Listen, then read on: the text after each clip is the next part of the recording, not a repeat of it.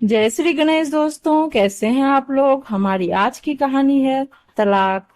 तलाक दूंगी मगर मेरी एक शर्त है। जब मैं रात को घर पहुंचा तो मेरी पत्नी ने खाना लगाया। मैंने उसका हाथ अपने हाथों में ले लिया और कहा, मुझे तुमसे कुछ जरूरी बात कहना है। वो शांत बैठकर खाना खा रही थी। उसकी आंखों में कुछ दर्द सा साफ नजर आ रहा था। अचानक मुझे नहीं पता कैसे कहूँ, मगर मुझे उसे बताना ही था। मैंने बड़ी शांति से कहा, मुझे तलाक चाहिए। लगा जैसे उसे मेरे शब्दों से कुछ फर्क नहीं पड़ा, बल्कि उसने मुझसे पूछा, क्यों तलाक चाहिए। मैंने उसके सवाल को अनसुना किया तो उसे गुस्सा आ गया। उसने चम्मच उठाकर फेंक दिया और जोर से चिल्लाई, तुम इंसान नहीं हो। उस रात हमने एक दूसरे से बात नहीं की। वो रो रही थी। मुझे पता था कि वो जानना चाहती थी कि आखिर ऐसा क्या हुआ कि जो हमारा रिश्ता टूटने की कगार पर आ गया। पर मेरे लिए उसके सवालों का जवाब दे पाना नामुमकिन था। मैं अब किसी और से, प्रिया नाम था उसका, प्यार करने लगा हूँ। अब मुझे उससे प्यार नहीं रहा। मैंने उसे उसके बरसों के प्यार की सजा दी थी। भरे मन से मैंने तलाक के पेपर तैयार किए। उसमें लिखा था कि वह पूरा घर, कार और कंपनी की 30% शेयर ले सकती है इस तलाक के बदले में। लेकिन उसने उन पेपर्स को देखा और उनके टुकड़े टुकड़े कर दिए। वो औरत जिसने मेरे साथ जीवन के 10 साल बिताए थे, वो आज मेरे लिए अनजान हो चुकी थी। मुझे इन 10 सालों का जो उसने मेरे लिए बर्बाद किए, मगर मैं क्या करूं। जो हो चुका उसे मैं बदल नहीं सकता था, क्योंकि मैं किसी और से, अपनी पत्नी से भी ज्यादा प्यार करने लगा था। आखिरकार उसके सब्र का बांध टूट गया और वो फूट फूट कर मेरे सामने रोने लगी। मेरे लिए उसका रोना एक तरह से उसकी रिहाई की तरह था। तलाक की ये बात जो कई दिनों से मुझे परेशान कर रही थी, अब बिल्कुल साफ हो चुकी थी। अगले दिन मैं घर काफी लेट आया। मैंने देखा कि वो टेबल पर बैठकर कुछ लिख रही थी। मैंने शाम का खाना नहीं खाया था, लेकिन फिर भी मैं सीधे ऊपर जाकर अपने कमरे में सो गया, क्योंकि पूरा दिन प्रिया के साथ रहने और कई जगह घूमने के बाद मैं थक गया था। वो शायद रात को उसी टेबल पर लिखते लिखते सो गई थी। सुबह उसने तलाक देने की शर्तें बताई। वो मुझसे कुछ भी लेना नहीं चाहती थी। उसे सिर्फ तलाक से पहले 1 महीने का समय चाहिए था। उसने आग्रह किया कि इस 1 महीने में हम दोनों वही पुराना वाला जीवन जिए जितना संभव हो सके, क्योंकि आने वाले महीने में हमारे बेटे की परीक्षा है। वह नहीं चाहती थी कि हमारे टूटे रिश्ते का प्रभाव उसकी पढ़ाई पर पड़े। मुझे भी यह ठीक लगा, मगर वो कुछ और भी चाहती थी। जैसे शादी के दिन मैं उसे उठाकर अपने शयन कक्ष तक ले गया था, उसी तरह हर रोज 1 महीने तक मैं उसे शयन कक्ष से उठाकर मुख्य द्वार तक ले जाऊं। मुझे लगा यह पागलपन है, मगर इन आखिरी दिनों को थोड़ा अच्छा बनाने के लिए मैंने उसकी यह शर्त स्वीकार कर ली। मैंने प्रिया को अपनी पत्नी की सभी शर्तें बताई। वो हंसने लगी।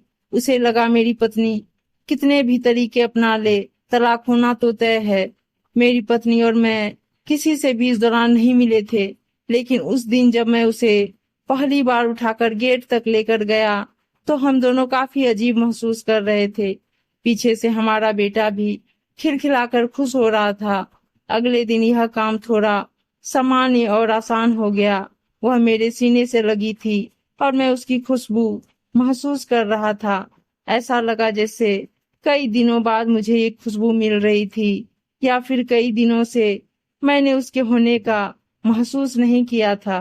पहले जितनी उसमें वो कसाव नहीं था, और चेहरे पर कुछ हल्की झुर्रियां नजर आ रही थी और बाल भी सफेद होने लगे थे। ये वही औरत थी जिसने अपने जीवन के 10 साल मुझे समर्पित किए थे।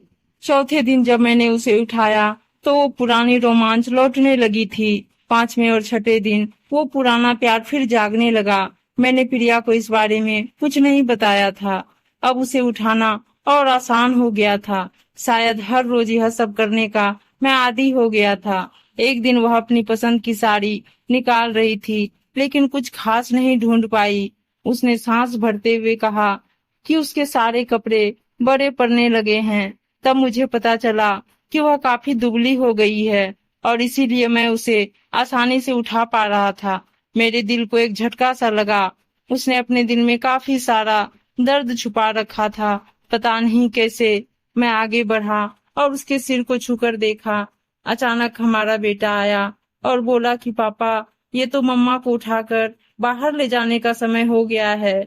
उसके लिए अपने पापा द्वारा मम्मा को इस तरह उठाकर ले जाते हुए देखना जीवन का अभिन्न हिस्सा बन गया था। मेरी बीवी ने हमारे बच्चे को बुलाया और जोर से उसे गले लगा लिया। मैंने अपना चेहरा दूसरी तरफ कर लिया। मुझे लगा कहीं मैं अपना निर्णय ना बदल लूं। मैंने अपनी पत्नी को रोज की तरह उठाया और बेडरूम से सिटिंग रूम होते हुए हॉल तक लाया। उसने प्यार से अपने दोनों हाथ मेरी गर्दन के आसपास रख दिए। मैंने उसे जोर से पकड़ रखा था, बिल्कुल हमारे सुहागरात की तरह, मगर उसका इतना कम वजन मुझे परेशान कर रहा था। महीने के आखिरी दिन जब मैंने उसे उठाया तो मेरे लिए एक कदम भी चल पाना मुश्किल हो रहा था। हमारा बेटा स्कूल जा चुका था। मैं अपनी कार से ऑफिस गया और कार से कूदकर बाहर आ गया, बिना कार को लॉक किए। मुझे डर था कि अब एक पल की भी देरी मेरा इरादा बदल देगी। मैं ऊपर गया। प्रिया ने दरवाजा खोला और मैंने उससे कहा, सॉरी प्रिया, अब मैं अपनी पत्नी से तलाक नहीं लेना चाहता। उसने मुझे देखा और मेरे सिर पर हाथ फेरकर कहा, तुम्हें बुखार तो नहीं है? मैंने उसका हाथ हटाया और कहा, सॉरी प्रिया, अब मुझे अपनी पत्नी से तलाक नहीं चाहिए। हमारी शादीशुदा जिंदगी शायद हम दोनों के ध्यान न देने की वजह से बोरिंग हो गई थी, लेकिन इसका मतलब यह कतई नहीं कि हम एक दूसरे से प्यार नहीं करते। अब मुझे एहसास हुआ है कि जिस दिन मैं उसे शादी करके अपने घर लाया था, उस दिन से जीवन शायद हम दोनों के ध्यान न देने की वजह से बोरिंग हो गई थी, लेकिन इसका मतलब यह कतई नहीं कि हम एक दूसरे से प्यार नहीं करते। अब मुझे एहसास हुआ है कि जिस दिन मैं उसे शादी करके अपने घर लाया था, उस दिन से जीवन के आखिरी दिन तक मुझे उसका साथ निभाना है। प्रिया के होश उड़ गए। उसने मुझे एक जोरदार चाटा जड़ दिया मेरे मुंह पर। वह रोने लगी और दरवाजा अंदर से बंद कर लिया। मैं सीढ़ियों से नीचे उतरा और आकर अपने कार में बैठ गया। आगे एक फूल वाले की दुकान पर रुका और अपनी प्यारी पत्नी के लिए एक सुंदर सा गुलदस्ता लिया। दुकानदार ने पूछा कि इस पर क्या लिखना है। मैंने मुस्कुराते हुए कहा कि मैं तुम्हें जीवन के आखिरी दिन तक यूं ही उठाता रहूंगा, मेरी अर्धांगिनी। उस शाम जब मैं घर आया, हाथों में गुलदस्ता लिए, मेरे चेहरे पर एक मुस्कान थी। मैं ऊपर अपने कमरे की तरफ भाग कर गया, लेकिन तब तक वह मुझे छोड़कर इस दुनिया से जा चुकी थी, हमेशा के लिए। वो कई महीनों से कैंसर से लड़ रही थी, लेकिन मैं प्रिया के साथ इतना खोया हुआ था कि कभी ध्यान ही नहीं रहा।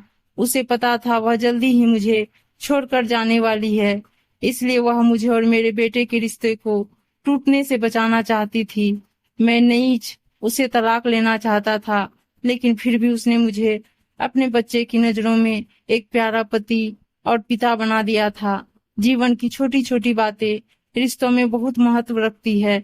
बड़ा घर, बड़ी कार और बैंक बैलेंस ये खुशियों का हिस्सा जरूर बन सकते हैं, मगर अपनों के बिना इनकी कोई कीमत नहीं।